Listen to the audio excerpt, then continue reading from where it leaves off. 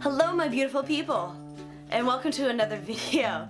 And I know it's been a couple of weeks since my last video and I'm so sorry. It's been a little crazy around here with wedding season starting, and I've just been busy every single weekend trying to edit photos during the week, and I'm also into theater, and you know what, you're hearing a lot of excuses, which I shouldn't have, but I do. Haha! This week I actually got a request from a fellow photographer to actually explain my setup for weddings, for my lighting setup. A lot of it I do with natural light, but some of it I do with off-camera flash. Now I went over the new equipment that I got. If you look back a couple of videos ago, you'll actually see the actual light setup that I've been using, and it's been working fantastic. Those external batteries are great. They make my flashes last all night, and I haven't had to recharge them yet. So I've been loving those lights. They're great. But I never went over the setup that I do for an actual wedding. So for the details and getting ready, a lot of it is always in a hotel room, and if you're a wedding photographer, you know this. The getting ready room is always dark. It has maybe one window, but the makeup artists always use it. So it's really hard to get some really good getting ready photos. So what I do is I always bring a light with me just in case. And it's always good to use that for the dress pictures, any detail photos, anything like that. Or if you're in a room that is completely dark, to use it the whole entire time. Just set it up in a corner, point it up if it has a white ceiling, because it's a huge big bounce right in the ceiling. I use one flash during getting ready, and that's it. I can also get really awesome details with the one light off to the side rather than straight on, like on my camera. If the flash is on a stand, I can put it off to the side a lot more, and with that off to the side, you can get a side light which will create a detail light. You'll get all of the little details in the fabrics and the textures and everything else. It also can be really nice on the face as well, depending on how extreme, sorry, my dog's over here, how extreme the angle is for the light. So usually I do slightly off my shoulder, probably about 45 degrees. I wouldn't say it's a whole 90, it would probably be about 45 degrees. And then depending on how dramatic I want the lighting, sometimes I can go even further for the dress or anything else I need. So that's what I do for the getting ready photos. Sometimes I even use that for formals depending on my situation. If it's a really bright sunny day and the only thing I can do is kind of shoot with the sun off to the side, which is not ideal because then you get harsh shadows, I'll use that one flash for a fill. And it'll be awesome because it'll fill in the dark shadows on one side, and it'll create these beautiful, gorgeous formal photos. If I can, I will put the sun to the back of them and then expose for the shadows in front, and those are even better because then you don't need to deal with a flash. Everybody's always scared of flash. I found out a lot of photographers are scared of flash. They don't know how to use flash. They have this thought of using flash for weddings is a big no-no, like it all should be natural light. I'm not saying that they're wrong. If that's their style is natural light, that's great. I have a blend.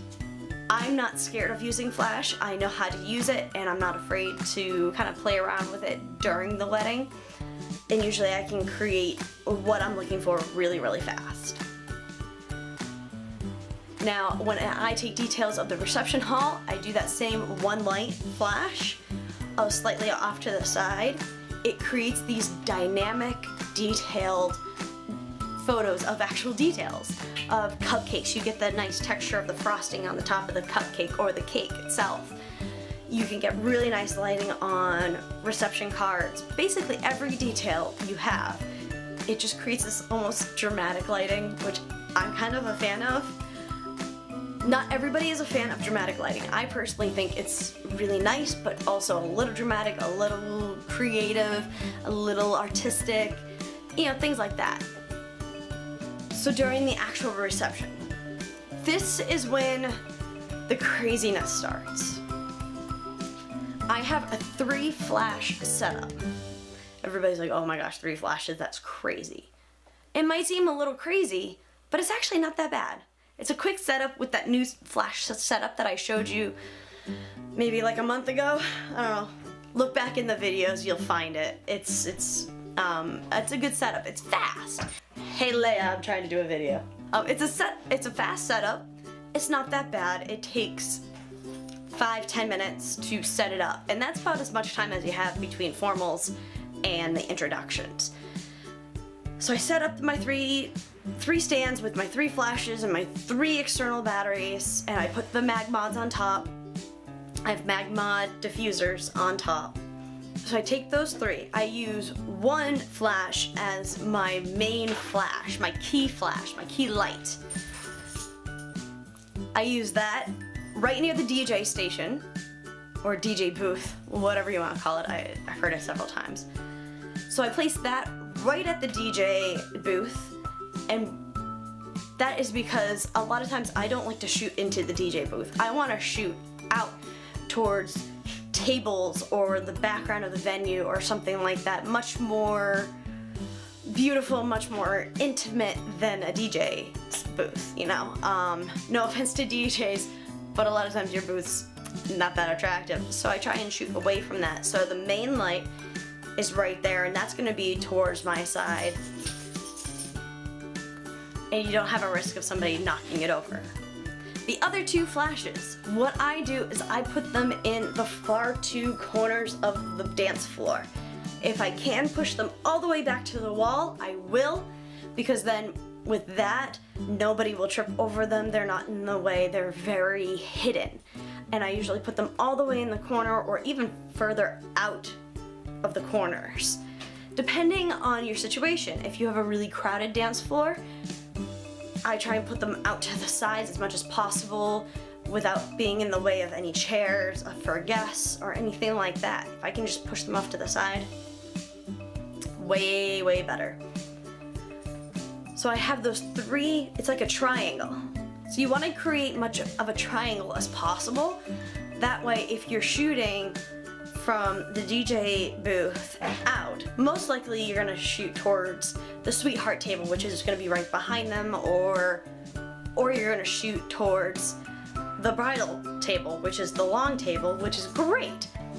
So you're shooting that way. You get 2 side lights, which would create a hair light, which is gorgeous. It creates a little bit more of a 3D effect rather than having the flash right on the camera and that's it. It kind of flattens out a photo. The hair lights kind of make it more of a 3D effect, and you get a lot more of what it's like on the dance floor. And then you have your key light, which will light up the couple or the father-daughter or the son-mother, whatever it is.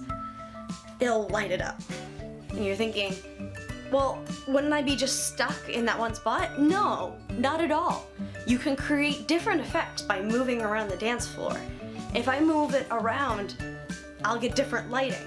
It's not dramatically different, which is great, but it will be different, and depending on how you feel and creates the mood of the photo, sometimes you can silhouette them, sometimes you can go off to the side and just get side lights.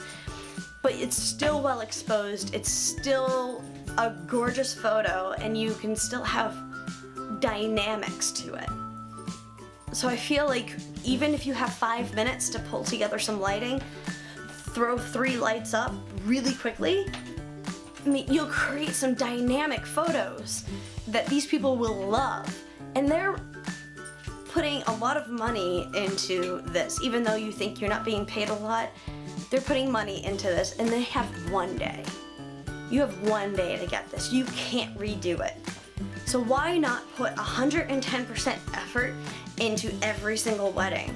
Photograph it like this is $1 million wedding. Don't half-ass it, do it. I put 110% into my lighting in every single wedding because I know that this is their one special day, and I want to create images that they will love for years to come, to share with their children, their grandchildren, their great-grandchildren. I want to share that. And if they can say that they love their photos to the point of showing their great-grandchildren, going, look at these photos, I love them. That's all I care about. If it means I run around a little bit more and I put a little bit more energy into setting up my lights and creating all this, atmosphere, that's okay. And if you're a natural light photographer, that is totally okay as well. Do what you do. I'm just saying, photographers who are scared of flash, say that they don't have time to set up flash during a wedding, all these other things, you do have time. You shouldn't be scared. I learned on my own on how to do off-camera flash. I watched a couple of tutorials with a couple of different photographers. I read articles. I did all this other stuff, but on my own. Nobody was there to teach me. And there was a lot of mess-ups. A lot. I can't even tell you. But my mess-ups were okay. The images still came out good, just not as good as I can do now. But there were mess-ups, and if I messed up and things weren't working, I took a flash off a stand, I stuck it on my camera, and I shot with flash on my camera. So if you're trying it out and it's not working out, grab one of the flashes, put it on your camera, and shoot with on-camera flash. It's not that big of a deal. And then you can run around and turn off the other flashes if you want. Whatever you would like to do. And so I hope that watching this will kind of inspire you to go outside your comfort zone. Go outside the box. Try off-camera flash. Don't just buy the stuff and do it at a wedding. I took them out of the box, I set them up, I kind of tested it out, and I'm not gonna lie, I tried it at a wedding, and it worked out pretty well, but I can do it way better now. But try it, grab somebody, set up your light, set up your triangle of light. Grab somebody, grab a friend, grab, your dog, grab anything. Stick them in the middle and run around them shooting with this camera setup. Because then you'll have an idea of what it looks like in a venue.